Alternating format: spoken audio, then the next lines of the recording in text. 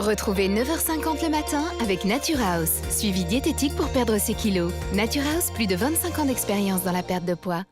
Bonjour, 9h50 le matin, votre rendez-vous quotidien au cœur de l'Île-de-France. Nous sommes aujourd'hui à Paris. Paris est l'Île-de-France où les femmes sont de plus en plus nombreuses à se lancer dans l'entrepreneuriat, devenir leur propre boss. Oui, elles se lancent et 5 d'entre elles sont venues nous raconter leur aventure, pas toujours rose.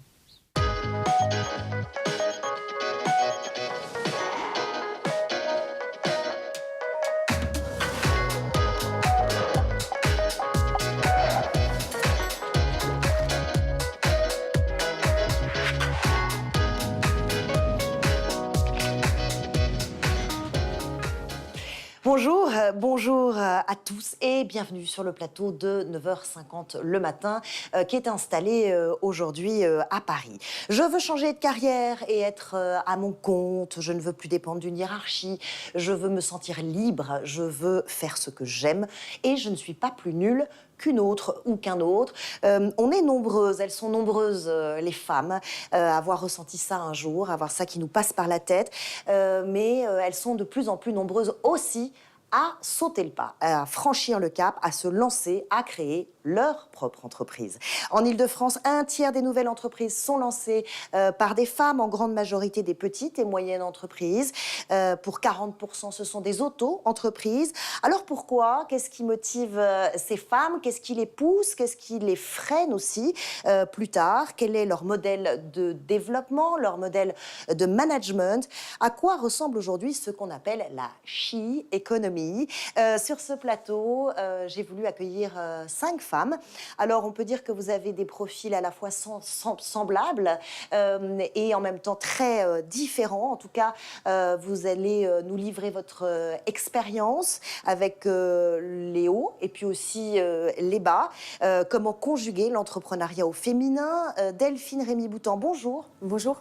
Il y a 6 ans, vous renoncez au poste, à un haut poste de vice-présidente d'une multinationale à New York pour monter The Bureau. Alors, The Bureau, c'est une start-up de conseil en stratégie digitale, 10 salariés aujourd'hui. Vous avez également créé en 2013 la journée de la femme digitale, 6e édition. Ce sera en mars prochain, 10 000 participants. Et puis, je ne sais pas si vos journées font 48 heures au lieu de 24, mais vous avez également créé le JFD Club, qui est un réseau de femmes entrepreneurs d'influence. Et on va voir ensemble que le réseau, c'est capital, c'est extrêmement important quand on se lance comme ça. On ne peut pas être tout seul. Annabelle Roberts, bonjour. Bonjour. Et bienvenue sur ce plateau. On va l'entendre peut-être avec un léger accent, mais vous êtes canadienne, installée depuis 10 ans en France. Et on va voir justement avec vous peut-être ces différences de culture. Vous dites la France et le Canada, c'est l'ancien monde versus le nouveau. Vous nous direz pourquoi. Vous avez créé plusieurs sociétés, dont une spécialisée dans la prise de parole en public. Exact. On en a besoin en France. Votre boîte s'appelle Present Perfect. Vous avez coaché, même si vous n'aimez pas trop ce mot, former, aider, accompagner 1000 entrepreneurs. Et vous dites, il faut bosser 2 fois plus et être 2 fois plus intelligente que les hommes. Et heureusement, ce n'est pas très dur. On verra ça ensemble. Caroline Ramat, bonjour, déléguée générale de Paris Pionnière depuis 2 ans. Alors, Paris Pionnière, c'est quoi? C'est un incubateur de start-up qui est là pour accompagner justement les femmes, les start-upeuses, celles qui se lancent, qui veulent ensuite un peu grandir. On sait qu'il faut lever les fonds, ce n'est pas simple, il faut du réseau aussi. Ça a été créé en 2005 à l'initiative de la ville de Paris. Et vous nous raconterez comment vous aidez ces femmes, justement. Et puis, il y a celles qui ont choisi, ont osé se lancer dans un métier d'hommes, ou tout du moins dans un milieu d'hommes. Et elles y sont dirigeantes. Ça ne leur fait pas peur. Sarah Daniel Amizi, bonjour. Bonjour. Et bienvenue sur ce plateau. Vous rêviez d'être barbière dès l'âge de 8 ans. C'est assez étonnant pour une petite fille. Et vous l'êtes devenue. la première barbière de Paris, en tout cas la pionnière. 4 établissements dans la capitale, un barbershop au prestigieux hôtel Le Crillon. Et puis, ça représente 40 personnes aujourd'hui. Vous allez ouvrir à Los Angeles, à New York. Votre mère vous disait, ma fille, ce n'est pas un métier pour les femmes. Eh bien, vous prouvez le contraire. Et vous nous avez dit, en préparant cette émission, il faut tout simplement avoir la rage au ventre. Marie Rivénez, vous aussi, vous avez réussi dans un milieu extrêmement masculin. Vous vous destiniez à une carrière scientifique, mais le sens de la famille vous a rattrapé. Vous avez repris et sauvé même l'entreprise familiale, celle de votre père. Et ce n'est autre qu'une entreprise de viande en gros à Rungis. GRG Maison des Viandes, leader du marché à Rungis, 70 salariés, faut y aller. Il a fallu imposer votre style, vous faire respecter. Vous nous raconterez que ça n'a pas été facile tous les jours. C'est pas un chemin semé de roses. Vous avez également créé un réseau d'entraide des femmes de Rungis qui s'appelle les Rabelaisiennes. Pas forcément bien vécu par les hommes d'ailleurs. On verra ça. Alors elles l'ont fait. Et vous, est-ce que vous auriez sauté le pas? Est-ce que vous auriez eu l'envie, l'audace, le courage d'y aller? On est allé demander aux Franciliennes. Je suis auto-entrepreneur, donc je travaille pour mon compte. Donc non, je n'ai pas monté ma propre entreprise. Est-ce que vous aimeriez? Pourquoi pas par la suite. Après, je pense que je n'ai pas fait le niveau d'études encore nécessaire. Je n'ai pas encore les compétences. J'ai créé une entreprise mais de gestion d'appartements, une petite entreprise. Honnêtement, je n'ai pas ressenti de difficultés à ce niveau-là, non.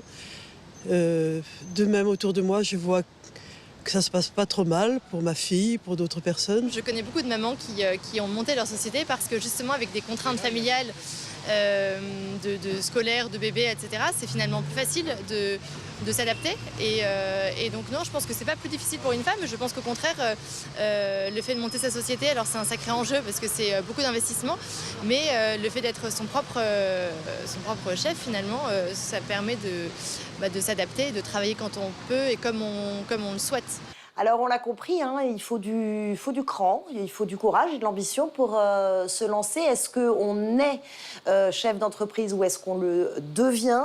Marie Rivénez, devenir chef d'entreprise dans le secteur de la viande en gros, autant dire que ce n'était pas votre ambition de départ. Vous vous destiniez à une carrière scientifique.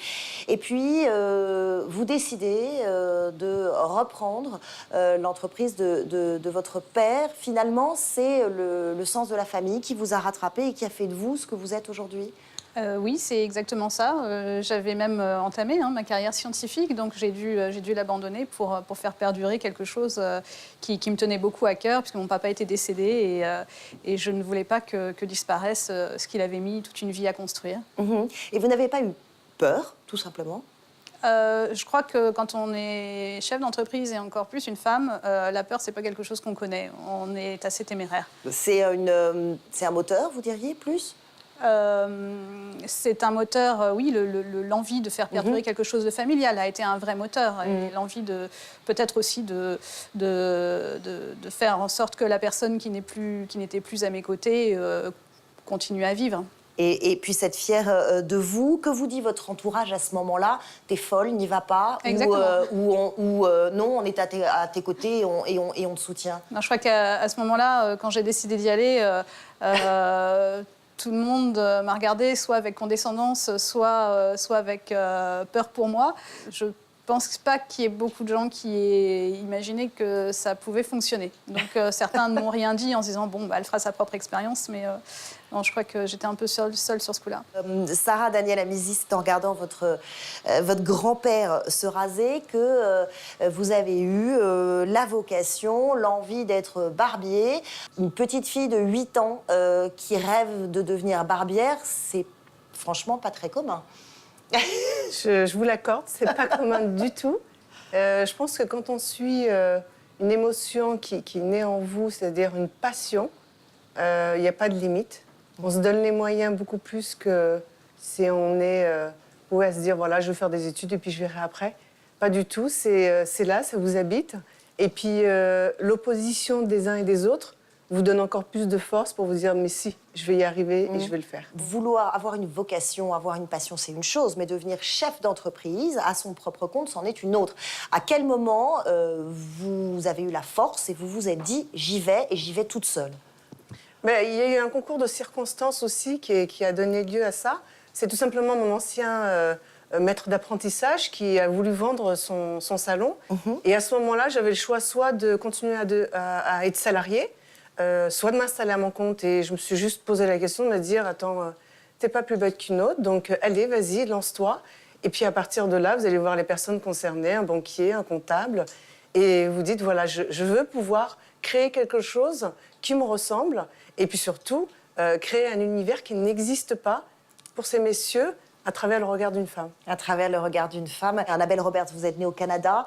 Ça fait 10 ans maintenant Un petit peu plus. Un peu plus. Une grosse dizaine d'années que vous vivez en France, où vous avez créé plusieurs sociétés. Il y a plus de femmes qui se lancent, par exemple au Canada ou en Amérique du Nord, plus largement qu'en France. C'est plus naturel ou pas? Non, je pense pas. Non.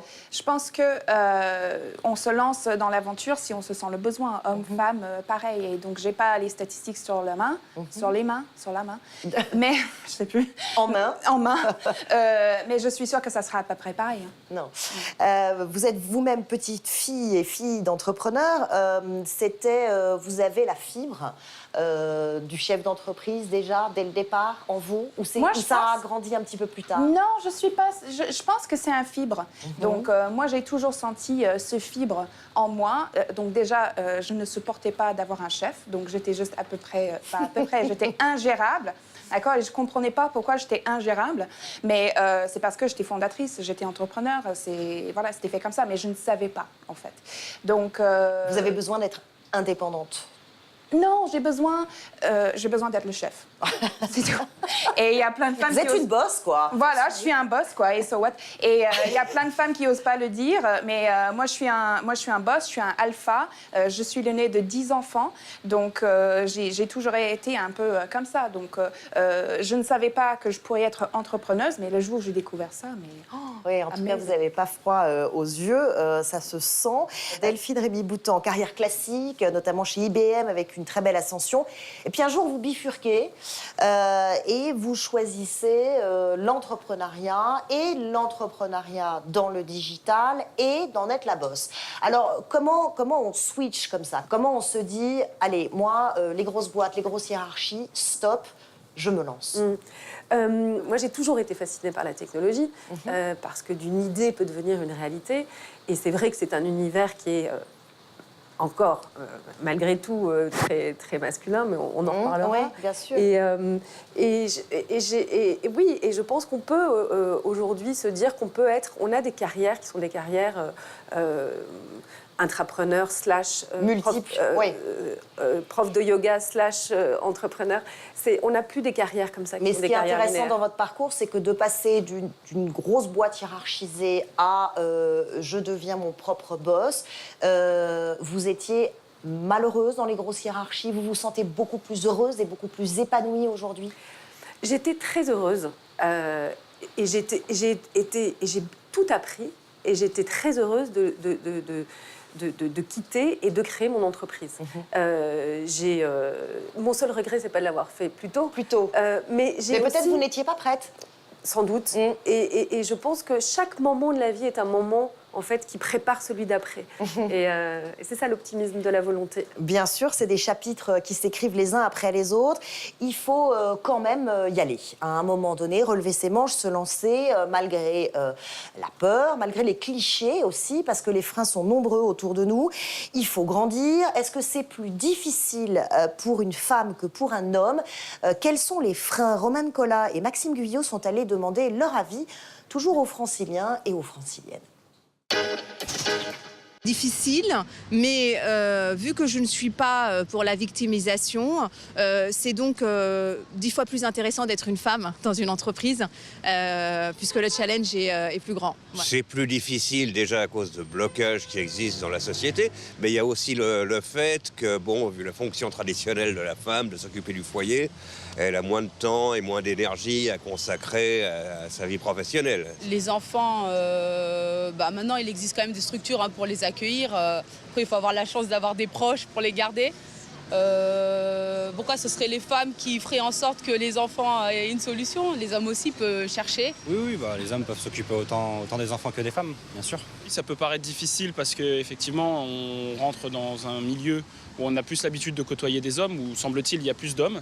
Maintenant, je pense que, moi, à mon niveau, notre génération, ça me paraît tout à fait normal.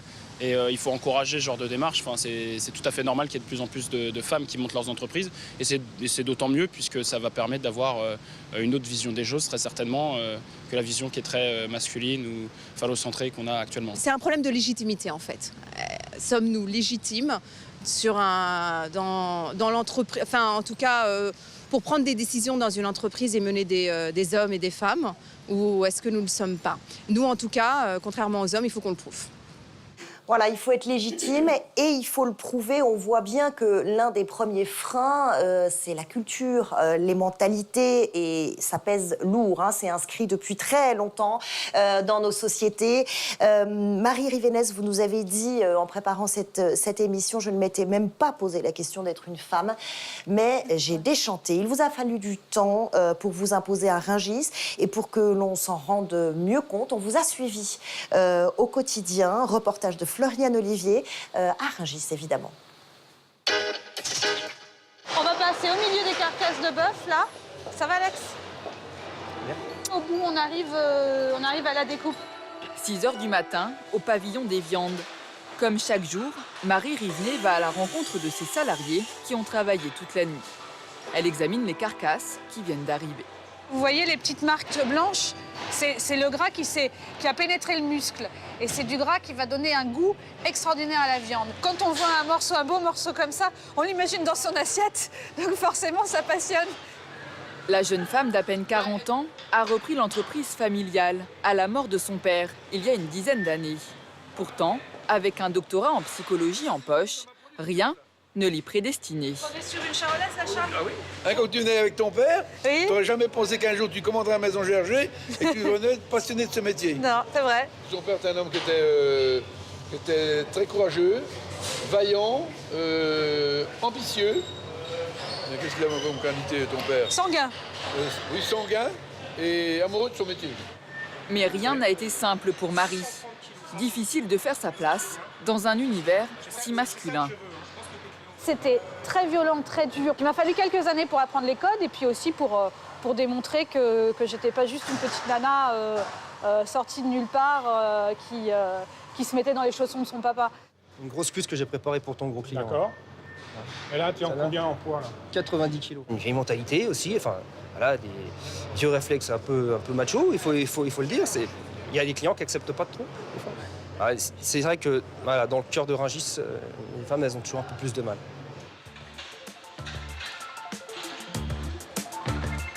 Ça va, Edouard? Il y a de l'ambiance chez toi. Marie rend visite à Eugénie Nury, grossiste en fruits et légumes bio. Femme et chef d'entreprise, elle aussi a fait face à des comportements misogynes pendant sa carrière à Rungis, avec des salariés, mais aussi avec des clients. Certains me prennent soit pour la secrétaire ou pour la stagiaire. Et donc là, il faut se batailler plus qu'un homme parce que lorsqu'un client arrive à côté de vous et vous dit « Non, moi je veux voir le patron », et là vous le regardez « Oui, mais c'est moi la patronne ». Et il vous regarde avec un œil bizarre en se disant « C'est pas possible ». Quitte pas 300 euros. Raphaël, Biobo de Remiremont, vous en êtes où? Pour se soutenir entre femmes, mais aussi simplement pour rompre leur isolement professionnel et créer du lien social, Marie a eu l'idée avec d'autres salariés de Rungis de créer un réseau 100% féminin, les Rabelaisiennes.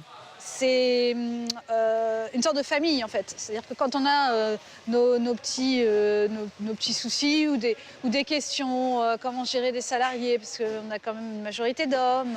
Ça nous a permis de pouvoir avoir un lien et de se rencontrer plusieurs fois par an. Lancé en novembre 2014, le club compte 50 adhérentes. Un réseau qu'elles espèrent bien développer.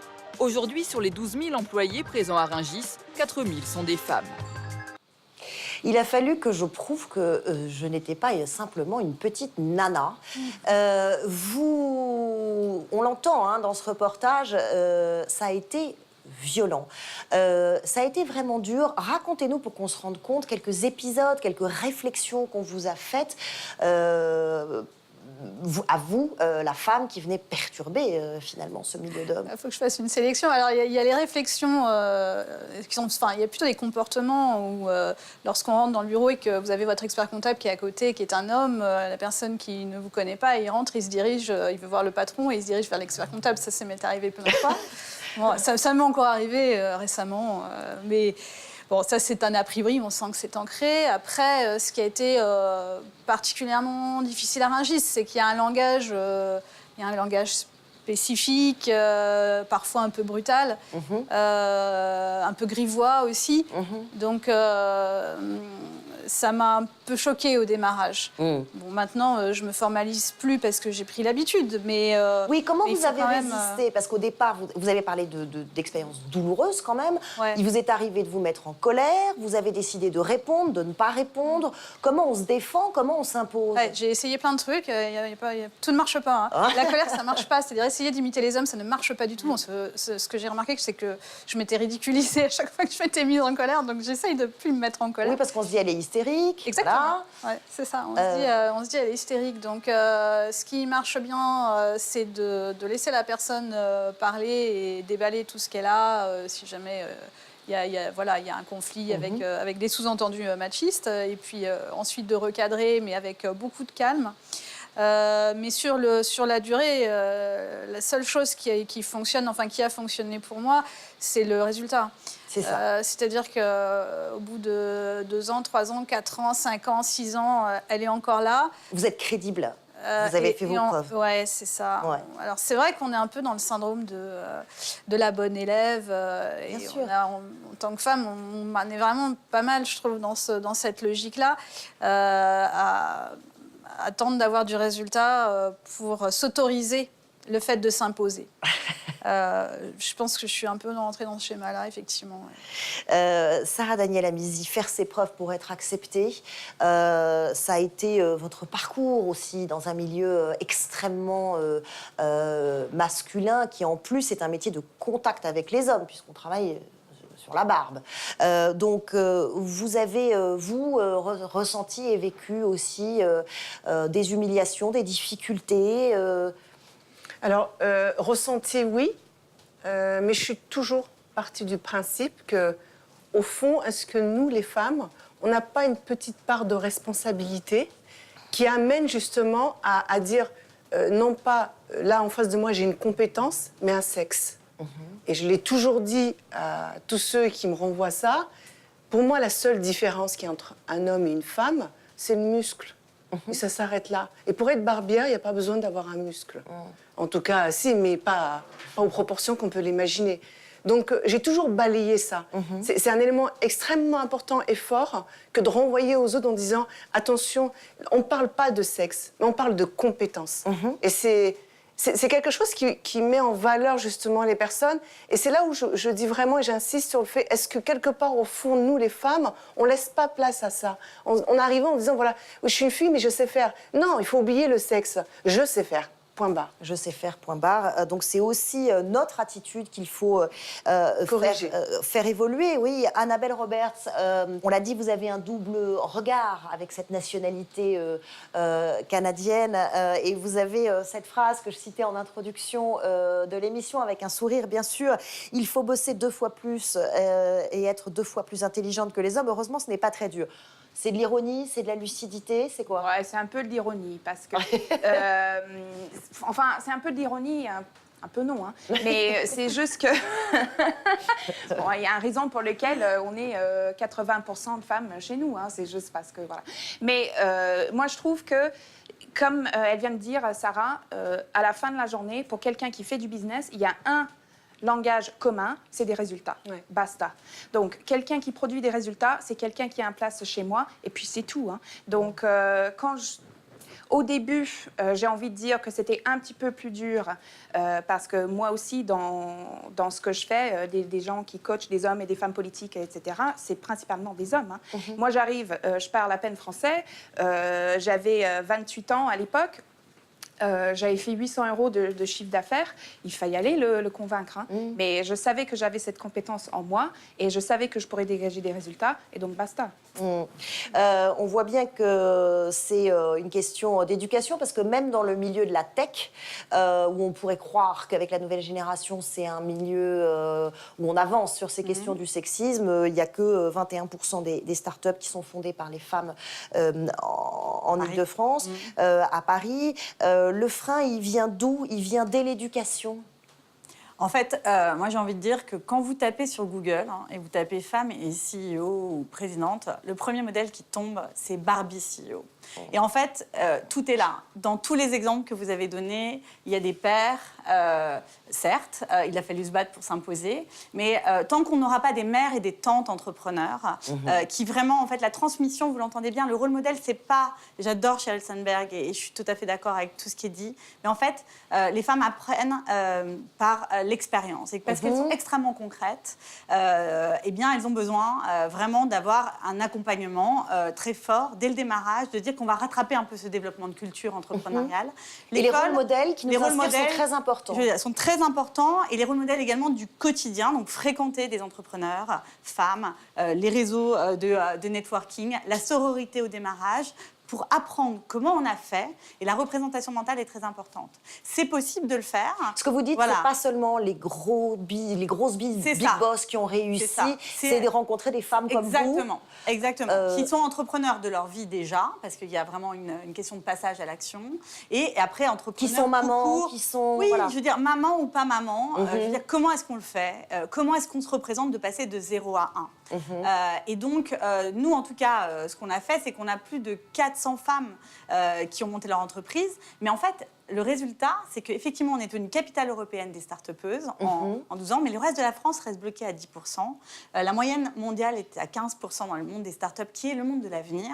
Et donc, aujourd'hui, vraiment, l'idée, c'est de faire un déclencheur majeur. L'école, on n'a pas l'ambition et le risque. Dans les start-up, vous avez beaucoup d'ambition, beaucoup de risques. Vous devez aller lever des fonds, convaincre que vous allez être global. Vous êtes convaincu que c'est là que ça va se passer. C'est là que ça va se passer. Et on peut rattraper ça aujourd'hui par un principe pour moi, c'est la mise en place d'une action positive en disant il nous faut au moins une femme. Et un résultat qu'on a eu, c'est qu'on a 50% d'hommes dans nos programmes. On va revenir sur le réseau, sur l'accompagnement, sur l'importance du partage de ces expériences. Vous, qui vous a inspiré, Delphine Rémy-Boutan? J'ai beaucoup de femmes qui m'ont inspirée tout au long de mon parcours, des femmes intrapreneurs, des femmes entrepreneurs. Je me souviens d'une femme que j'ai rencontrée il n'y a pas très longtemps, qui s'appelle Nathalie Andrieux, qui était la patronne du numérique de La Poste, et qui m'avait dit, et je trouve que c'est tellement vrai, dans une entreprise, une femme, elle a deux choix, soit elle s'adapte, soit elle renonce. Et s'il y avait un troisième choix, et moi c'est ce que j'ai proposé avec l'événement, la journée de la femme digitale et le club, et si ce troisième choix c'était de créer cette entreprise, une entreprise qui nous ressemble, où on se sent bien, où on a envie de travailler de façon plus collaborative, grâce au numérique, etc. Et je pense que aujourd'hui, les entreprises ont été créées par les hommes pour les hommes. Et c'est important, effectivement. Et juste pour reprendre, effectivement, sur le principe des rôles modèles, je pense qu'on ne peut pas être ce qu'on n'a pas vu, clairement. Les rôles modèles sont essentiels. Vous parlez de ce manque de rôle modèle réel, accessible, et aussi de ce manque de visibilité. On ne donne pas assez la parole aux femmes entrepreneurs dans les médias. Vous avez d'ailleurs piqué un coup de gueule contre un magazine économique. C'était l'été dernier, magazine qui consacrait un dossier aux start-up tricolores, justement. Alors, Cocorico, très bien, sauf que dans la photo d'illustration, il y a 11 dirigeants Voilà, il n'y a pas une silhouette féminine sur cette photo. Et vous, ça vous a mis en colère. Vous avez riposté par un magazine concurrent interposé avec une autre photo, 14 entrepreneuses françaises qui ont posé ensemble. On les voit ici à l'image pour le magazine Challenge sous le titre « Le coup de gueule des créatrices de start-up ». Vous dites, ce coup de gueule, je l'ai poussé en pensant à la jeune fille de 15 ans qui ouvrira le magazine. Et c'est pour revenir sur cette idée, c'est que cette jeune fille de 15 ans qui habite au fin fond de l'Auvergne, ou peu importe, en tout cas, et elle ouvre ce magazine Capital et elle se dit, c'est pas pour moi, la Startup Nation, c'est représenté par les hommes. Et je pense qu'aujourd'hui, grâce au numérique, grâce au digital, on peut riposter rapidement pour justement ne pas avoir que cette mémoire collective soit créée avec juste des stéréotypes masculins. C'est possible, on peut aujourd'hui créer sa start-up en France. Je suis rentrée d'Angleterre pour créer une entreprise en France. Après, je pense qu'il faut aussi se dire, beaucoup d'appelés, peu d'élus. Il y a des belles réussites, mais c'est vrai que c'est des benchmarks qui sont quand même... donc c'est du travail derrière. Non, la Startup Nation doit être représentée aussi par les femmes. Tout ça, c'est des choses qui peuvent inspirer les petites filles, les jeunes étudiantes. On voit que les figures féminines, votre mère, votre grand-mère, ont beaucoup compté dans votre vie. Comment on est élevé aussi, comment on élève nos propres enfants. Difficile de concilier vie professionnelle, vie active. Vous, Annabelle Robert, vous dites c'est tellement futur une femme qui entreprend. C'est tellement le futur en fait. Voilà, vous avez 3 enfants et Moi, ça j'ai roule. 3 enfants, c'est tellement le futur. Pourquoi? Parce que Caroline, ce qu'elle dit, c'est 21% des startups commencées par des femmes aujourd'hui, c'est des femmes aujourd'hui. Oui, mais quel est le taux de réussite un an plus tard? Ces entreprises, combien atteint 1 million d'euros de chiffre d'affaires? C'est quoi les chiffres, Caroline? Alors, en fait, la performance des startups mix, c'est 63% de performance en plus. Ça, c'est prouvé par des fonds d'investissement qui ont analysé leurs données. Et ça, c'est très, très fort. Ça veut dire que, en fait, tout simplement, vous entreprenez dans un monde mixte. Et ben, en fait, les femmes, c'est 52% de l'humanité. Donc, c'est tous les business, tous les usages. C'est 9 milliards de PIB pour l'Europe d'avoir des femmes à des hautes fonctions dans les domaines du numérique, donc en intrapreneur dans le numérique ou entrepreneur. Donc c'est colossal parce que c'est un nouveau leadership inclusif, mais c'est également tout un réservoir de business qu'on n'a pas encore inventé, des nouvelles manières de faire. Et c'est ça qu'on prône. C'est pas tant les femmes entre femmes. Non, pas. bien sûr que et non. les femmes avec les hommes, parce que... Et ça veut bien dire, je me permets de vous couper, parce sûr. que ça veut bien dire, pour rebondir sur le syndrome de la bonne élève de tout à l'heure, ça veut bien dire aussi que dans ces freins, il y a aussi nous-mêmes. C'est-à-dire que ces entreprises qui sont ultra performantes quand ce sont des femmes qui les dirigent, c'est aussi nous qui nous interdisons la performance et qui nous freinons nous-mêmes, alors que non, on ne devrait pas. Alors, nous, on a inventé un bootcamp qui s'appelle Possible, le Possible Camp, qui dure 3 jours pour révéler l'entrepreneur qui est en soi. Justement, en disant, on va travailler sur l'empowerment, donc, et d'ailleurs, souvent, Annabelle participe. Redonner le pouvoir. Donc, redonner le pouvoir d'agir. Donc, quel est son potentiel? En quoi je crois? Quels sont mes freins internes, etc. Et comment j'ai toujours essayé d'agir dans mon quotidien. Et finalement, je vais l'utiliser dans l'entrepreneuriat. Également, une représentation des compétences entrepreneuriales. C'est quoi un business model? C'est quoi un business plan? C'est quoi le statut idéal pour monter ma boîte? Et tout ça, on peut vite l'évacuer. Mais également, en fait, on utilise un mot un peu barbare qui est le Lean Startup, qui est cette manière, en fait, de créer avec le moins d'argent possible, le plus petit produit, et d'aller directement se confronter au client, le tester. Et en fait, la peur des femmes, c'est que c'est le fameux syndrome de la perfection. Nous, on le bat à coup de 2 méthodes start-up et de dire, allez vous confronter avec rien, une page de site web, une fausse publicité Facebook. Regardez déjà si vous avez des clients. Regardez si vous avez de l'attraction. Dépensez le moins d'argent possible. Et parlez-en autour. Vous parlez des rôles modèles, mais la question des mentors aussi est en train d'arriver, de se dire, il faut que je sache m'entourer. Il faut que je sache m'associer dès le premier jour. Et ça, les femmes ont du mal à le faire dans un premier temps parce que exprimer leur vision quand elles n'ont pas de produit, elles ont l'impression de mentir. Mais l'entrepreneuriat, c'est ça. Au départ, on démarre avec rien. Et on invente tout. Il faut s'associer et il faut du réseau. C'est extrêmement important. On a un chiffre, les femmes ont en moyenne un réseau plus petit que les hommes, 50 personnes pour les femmes contre 72 pour les hommes. Pourquoi? Alors que c'est capital. Ça prend trop de temps de réseauter, on ne sait pas faire. Les femmes sont des doueuses, sont des femmes qui ont fait.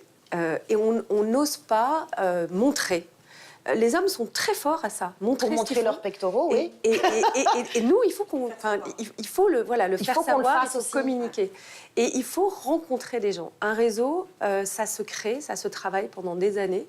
C'est quelque chose qu'il faut démarrer tout de suite, pas attendre quand on est 40, 45 ans. Ça se construit dans le temps. L'importance du réseau est essentielle. Et est-ce que je peux rebondir sur ce qu'elle a dit Delphine? C'est une autre chose aussi qu'elle a dit Caroline, c'est que on n'ose pas. La femme, elle ose peut-être un petit peu moins, si je peux tomber un peu dans le stéréotype, qu'une homme. Mais chez Present Perfect, on s'est grandi, et aussi chez Certifié Sympa, on s'est grandi 40% par an tous les ans depuis qu'on s'est lancé. Parce qu'on a su développer notre réseau, y aller même quand on a peur. Et donc, j'ai développé une théorie concrète qui peut aider chaque femme à surmonter cette peur. Et c'est la théorie des vestes. Donc, en fait, la théorie des vestes, ce que c'est, elle le connaît, Caroline. C'est qu'autant que femme, il faut se fixer un quota de vestes à prendre tous les jours. De veste, c'est-à-dire oui, de vestes de rejet, de, comme ils disent des Québécoises, des claques sur la gueule, de vous êtes nuls. De refus. C'est ça. Voilà. C'est un que j'ai entendu récemment quand j'ai essayé d'appeler directement la directrice de la communication d'une grande société CAC 40 parce que j'avais envie de travailler avec eux. C'est pas parce qu'on a un 06, madame, qu'on doit le composer, d'accord? Très bien, ça c'est une veste. Okay? Mais c'est pas grave, pourquoi? Parce que j'ai fixé un quota de veste à prendre tous les jours. Donc si je prends une veste de la part de cette dame-là, et je vais la voir, je vous le jure, un jour, j'espère qu'elle regarde France 3, c'est que ça me fait pas peur. Pourquoi? Parce que je suis en train de remplir mes quotas. Donc dans le pire des cas, vous êtes performant. Dans le meilleur des cas, vous avez la directrice de la communication qui vous dit « alors c'est quoi ?» Et je le pitch, elle me dit ah, c'est intéressant, hop, on boit un café, hop, nouveau client, hop, chiffre d'affaires, hop, bonus, hop, carré Hermès. Hein. Et donc, c'est cette quota de vestes. Donc, pour faire le quota des vestes, déjà, il faut se fixer les vestes à prendre. Déjà, comme elle dit Caroline et comme elle dit Delphine, il faut bien s'entourer, donc il faut choisir sa copine de la loose. Et donc, vous avez une stratégie bien. Mais, mais il faut être pragmatique. Pour bien sûr, il faut être pragmatique. Les gens, au début, elles m'ont dit il faut entreprendre, il faut créer un réseau. J'ai dit ok, c'est facile, il faut créer un réseau. Je parle pas français, je connais personne. Et comment le choisir surtout? Comment on réseaute? Parce que ça prend du temps, on sait pas vers qui se tourner. Non, tout bois est bon pour faire du feu. Ok. Tout bois est bon pour faire du feu. Donc contact. Choisir et travailler quand même le ROI derrière. Ça veut dire que vous travaillez ce que vous allez retirer quand même de ces rencontres. Parce qu'en fait, c'est vrai que les femmes, elles vont vouloir être efficaces. Donc, nous, les questions, c'est même pour aller à Vivatech, qui est le plus gros salon de la technologie, je devais faire intervenir 15 de mes start-upeuses. J'ai dû leur expliquer pourquoi il y avait un intérêt à aller prendre du temps, de parler, de machin. Donc, je le fais tout le temps parce qu'elles calculent le temps et l'énergie qu'elle focalise. Donc, on leur dit, et moi, je source les meilleurs événements de l'écosystème pour elles. Et je leur dis, OK, tu fais ça, mais en revanche, derrière, tu agis, tu actionnes, tu entretiens et tu cultives. Et effectivement, si ça mène nulle part, quota de veste. Vous parliez de la solidarité féminine, mais c'est important aussi d'y inclure les hommes. Vous avez créé ce club, ce réseau de femmes de Rungis qu'on a vu dans le reportage, qui s'appelle les Rabelaisiennes. Oui. On peut préciser que les hommes y ont répondu par un contre-club, quasiment, enfin, par une... Faut quand même le faire. Oui, enfin, c'est un peu caricatural. Non, exactement. L'idée, c'est qu'on était une bande de copines et puis on s'est dit on veut s'entraider et à faire preuve d'un peu de solidarité et de visibilité. Effectivement, ça a fait rigoler les hommes à Rungis parce qu'on n'est pas très nombreuses et puis dès qu'on a eu un peu de visibilité, on dit qu'est-ce qu'elles font ces bonnes femmes, elles se retrouvent autour d'un... Donc il y a eu des petits échanges, mais je veux pas non plus tomber dans la caricature. Mais c'est sûr que ça fait réagir et ça c'est très positif. Je voulais rebondir sur le réseau. Effectivement, c'est fondamental d'avoir un réseau et c'est l'objectif de celui qu'on a monté à Rungis. Le seul Mais vous êtes petit aussi bémol... à la Confédération des petites et moyennes entreprises. Oui, je suis dans beaucoup et ça, de c'est réseaux, important aussi d'exister en tant que chef d'entreprise dans une confédération qui n'est pas un mouvement de femmes, mais qui est tout simplement... Je pense que c'est important effectivement d'être dans plusieurs réseaux, de cultiver ces réseaux. Le seul bémol que j'apporterais, c'est qu'il ne faut pas le faire dans le seul objectif d'exister et d'avoir des clients. enfin, mon expérience en tout cas, est la suivante. C'est-à-dire que si on répond à tous les réseaux, enfin, moi je suis sollicitée, avec notre chiffre d'affaires, on nourrit 2 millions de personnes par jour, donc vous imaginez quoi, on est énormément sollicité par plein de réseaux. Je suis obligée d'en décliner beaucoup. Et à un moment donné, sinon à un moment donné on fait que ça et on oublie son business. Et je crois qu'il faut quand même pas oublier son business. Et il faut être au quotidien dans son entreprise quand on a un peu de monde à gérer. Ça reste la priorité. Dans le réseau, comment on choisit son réseau, moi, je n'ai pas la théorie des vestes, mais j'ai la théorie des papilles et du plaisir. Et je crois qu'avant tout, il faut se faire plaisir dans un réseau. C'est-à-dire on est dans un réseau avec des gens qu'on aime bien, avec des copines, avec des gens avec qui on a des affinités communes. Parce qu'aller dans un réseau pour se faire des clients et des contacts, je ne suis pas sûre que ça dure très longtemps. Enfin, moi, ça m'a... dire, oui. C'est qu'elle a tout à fait raison, Marie. C'est qu'un copine qui vous appelle juste quand elle a besoin de quelque chose, c'est pas une copine. Voilà. Et donc, pour réseauter, tout bois est bon pour faire du feu si on part d'un endroit de générosité. Et moi, quand je réseaute, je fais toujours avec la question en tête. Qu'est-ce que je peux faire pour vous? Donc, c'est que des questions que je pose sur l'autre pour comprendre leur business, pour que je puisse mettre ce que j'ai à leur service. Et vous, vous tournez aussi vers la formation, c'est-à-dire devenir un rôle modèle à votre tour, de dire, bah voilà, le métier de barbier était en train, en tout cas l'expertise de barbier était en train de disparaître à Paris, et moi, qui ai réussi et qui ai prouvé qu'on pouvait réussir, que je sois une femme ou un homme d'ailleurs, je veux reformer à ce métier. C'est essentiel. Ouais. C'est essentiel, c'est l'avenir aussi. Alors, c'est vrai, je suis jury dans certaines écoles, dans le cadre donc, de l'option pilofaciale, comme on l'appelle, au BP. Et ce qui me rassure aujourd'hui, quand j'ouvre les portes, qu'il y a 20 personnes à corriger, il y a 80% de femmes. Et pourquoi? Parce que les femmes se sont rendues compte que c'est un métier tellement génial. Alors, elles ont un avantage quand même vis-à-vis des hommes, c'est que prodiguer sa compétence, lui dire, voilà, j'ai mon regard de séduction, dis-moi à peu près ce que tu veux et je te dirai ce qui te va le mieux. Et elles l'ont compris. Et on a aussi su associer l'esthétique à la barbe et à la coiffure. Et ça, c'est un milieu que les femmes adorent et se donnent à fond là-dessus. Pourquoi? Parce qu'il n'y a rien de tel que d'avoir un homme qui ne sait pas du tout ce qu'il veut et qui vous remet vraiment son visage entre les mains et qui vous dit « faites ce que vous voulez ». C'est vraiment génial. Et moi, oui, c'est rassurant de voir que ce métier n'est pas perdu complètement. Et je me bats avec la Chambre des métiers et j'espère y arriver un jour pour pouvoir remettre au goût du jour le diplôme de barbier qui a existé autrefois. La prochaine génération, la formation, les jeunes, c'est important. On parlait d'inspiration, vous disiez dans le milieu de la tech et des start-upers, c'est là que ça se passe, c'est là que c'est en train de changer. 66% des jeunes femmes de moins de 30 ans affirment Viséo. 51% sont même prêtes à prendre complètement leur destin en main en créant leur propre entreprise. Étude Viséo, donc réalisée par Opinionway. Ça vous donne de l'espoir, c'est cette jeune génération qui va faire bouger les choses. Absolument. Les jeunes aujourd'hui veulent travailler en start-up. 60%, voilà, c'est ça. Et donc, c'est formidable de vouloir entreprendre sa vie. Parce que c'est ça le vrai sujet. C'est entreprendre sa vie. On peut entreprendre de tellement de façons aujourd'hui. Nous, à la Journée de la femme digitale, qui, depuis 6 ans maintenant, qui est un événement qui donne envie aux femmes d'oser, d'innover, d'entreprendre, on présente ces rôles modèles, bien sûr, mais on rappelle aussi que les pionnières du numérique, c'était des femmes. On l'oublie, c'est Margaret Hamilton. Le code est un langage, et c'est une femme qui l'a créé. Elle s'appelait Ada Lovelace. Donc, il faut rendre à Margaret ce qui appartient à Margaret.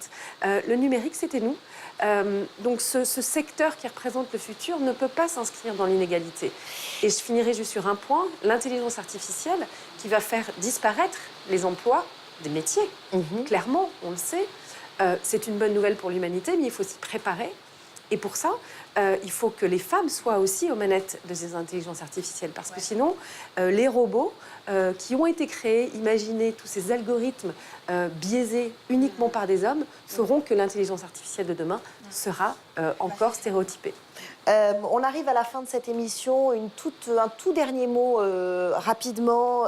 Les jeunes disent... un sondage nous dit que 70% des femmes entrepreneuses disent que si c'était à refaire, elles le referaient. Zéro. Aucun, mais juste aucun. Et si je pourrais commencer plus tôt, je commencerais plus tôt. Oui, vous l'avez déjà dit, ça aussi, si vous aviez su, si vous vous étiez donné confiance, idem. Moi, je regrette absolument pas. Je suis ravie, je suis dans mon élément. Je ne sais pas si j'ai le profil comme toi, alpha girl, mais bien sûr, j'ai un moteur, j'ai une phrase qui me plaît bien, c'est toujours, je me dis, le pire n'est jamais décevant, quoi qu'il arrive. Même dans chaque catastrophe, on y trouve une opportunité. Puis quand on raisonne comme ça, on peut tout faire. Donc allez-y les femmes, entreprenez. Allez-y les femmes. Allez-y, on va terminer là-dessus. Quelle magnifique conclusion. Merci, vous les faites à ma place. Merci à toutes. Émission préparée par Amandine Janik, 9h50 le matin, c'est tous les jours, sur France 3 Paris, Île-de-France. J'ai un grand plaisir à vous retrouver tous les matins. Et en attendant, je vous souhaite une très, très belle journée.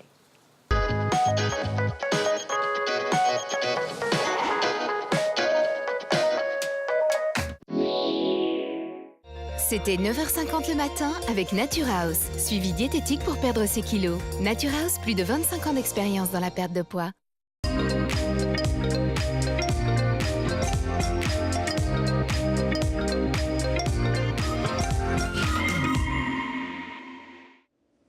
Bonjour à toutes et à tous, très belle matinée sur France 3 Paris Île-de-France. Merci de nous rester fidèles. Un numéro ce matin de Face à Face consacré à la littérature, au cinéma, à une ville que vous aimez, notre capitale, Paris, avec notre invité, l'écrivain Didier Blonde, qui publie aux éditions Gallimard un roman intitulé Le Figurant. Bonjour Didier Blonde et merci d'être avec nous. Je connais votre passion pour le cinéma, mais je voudrais déjà parler du titre Le Figurant. Ce sont des gens dont on parle jamais, les figurants. Dans les films, on les aperçoit de loin, mais on ne s'intéresse pas à eux. Et vous, c'est tout ce qui vous intéresse, c'est ce qui est secret et clandestin. Voilà, c'est ça. J'ai voulu les mettre pour une fois sur le devant de la scène. C'est vrai que ces personnages de figurants, je trouve qu'ils sont un peu négligés, ils sont jamais crédités au générique des films, sont des personnages très importants pour la qualité d'un film. C'est eux qui, d'une certaine façon, apportent la vraie vie au film. Et pourtant, on les voit pas. D'ailleurs, on dit qu'un très bon figurant doit rester invisible. Mais la présence est là. Et ce sont eux qui donnent cette vie à chaque instant du film. Il doit se fondre dans le décor, mais rester essentiel pour la crédibilité justement de ce décor vivant. Alors ce décor, c'est Montmartre, les premières pages du livre, un tournage, celui de Baiser volé de François Truffaut, et puis un garçon qui va se trouver propulsé dans cette histoire un peu malgré lui. Voilà, on est en février 1968, rue Caulaincourt à Montmartre, et puis le personnage du narrateur, tout à coup, qui a la tête un peu en l'air, qui rêve, est pris par le bras, ceinturé assez brutalement, et quand il se retourne pour essayer de se dégager, il découvre qu'il s'agit de François Truffaut. Et il vient d'être pris à l'improviste, comme figurant à l'improviste, sur le tournage de Baiser volé.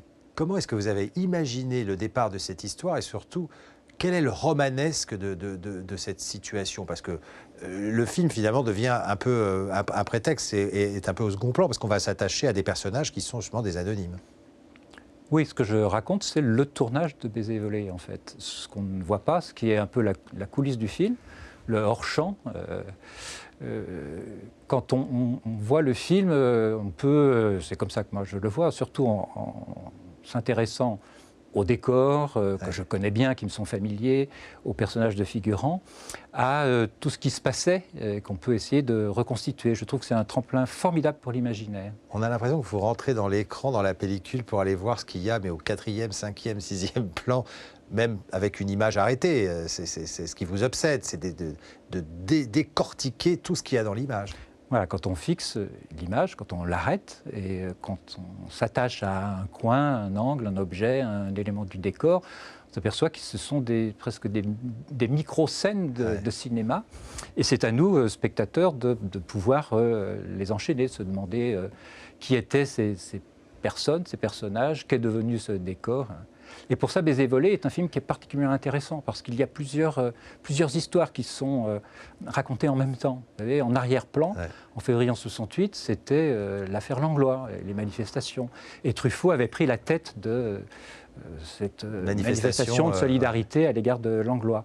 Et le film est truffé de petits clins d'œil cryptés à cette histoire. Alors on va faire une petite pause en regardant une archive trouvée par Anne Beaugrand. C'est François Truffaut parlant de son film culte, un des épisodes de la vie d'Antoine Doinel, Baiser volé. Moi ça m'a amusé, si vous voulez, dans Baiser volé, de créer une scène tout à fait imaginaire. Je crois vraiment que c'est une situation qui doit être très rare dans la vie, mais en même temps à laquelle tous les adolescents ont rêvé de se trouver dans leur petite chambre de jeune homme avec la femme de leur rêve qui frappe à la porte.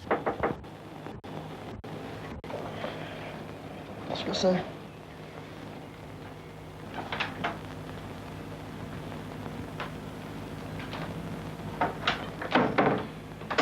Bonjour Antoine, je vous réveille. Mais moi aussi j'ai été réveillée très tôt ce matin par votre pneumatique. Mais c'est pas grave. C'est toujours agréable de se réveiller en lisant des choses jolies. Je me suis mise à ma table pour vous répondre et puis non. Je me suis aperçue que il fallait que je vienne ici tout de suite, moi-même. Voilà, c'était il y a 50 ans, Baiser volé de François Truffaut. On reconnaît le jeune Jean-Pierre Léaud. Notre invité est aujourd'hui Didier Blonde, qui publie Le Figurant aux éditions Gallimard et qui nous replonge dans ces années-là. Alors j'aimerais élargir, parce que je connais bien vos livres, vous êtes vraiment obsédé par le temps qui passe et par le cinéma. C'est-à-dire que le cinéma est quand même un lien dans de nombreux livres. Et puis Paris, c'est un peu le fil conducteur. Paris, les films oubliés, les acteurs oubliés, c'est ce que vous aimez. Oui, alors les films sur Paris, qui prennent comme décor Paris, évidemment, je m'y intéresse particulièrement depuis le cinéma muet.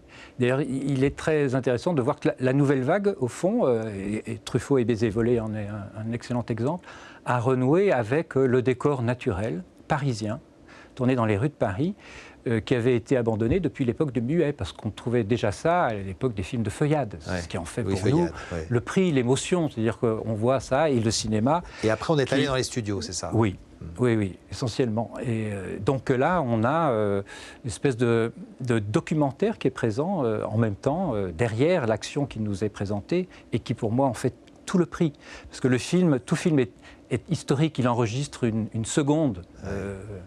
Et votre unique. obsession, car vous êtes entre guillemets un obsédé, c'est de retrouver les lieux, d'imaginer quelle a pu être la vie, l'errement de ces personnages. Vous l'avez fait dans Les Fantômes du Muet, vous l'avez fait dans Un amour sans parole, qui est une star du Muet de l'époque, Suzanne Grandet. Et dans celui-là, alors c'est plus récent, mais c'est une enquête que vous menez. C'est une enquête qu'on mène avec vous. On a presque envie d'aller voir sur les lieux à Paris comment ça se passe. Oui, c'est ce que je fais. Hein. Oui, c'est vrai, tous mes livres sont des enquêtes dans les rues de Paris, parce que les lieux sont une mémoire. Hein, et il suffit de retourner sur place, de se concentrer un tout petit peu pour faire remonter le temps. Ils sont là pour attester, vraiment, c'est comme un certificat d'authenticité des moments du passé. Effectivement, c'est ce qui me passionne et m'obsède, vous l'avez dit, de retourner sur les lieux dans les rues de Paris pour retrouver ces moments oubliés. Et vous faites un peu comme Modiano, vous nous donnez le numéro de téléphone, les adresses précises, les pas de porte, c'est vraiment ça, c'est...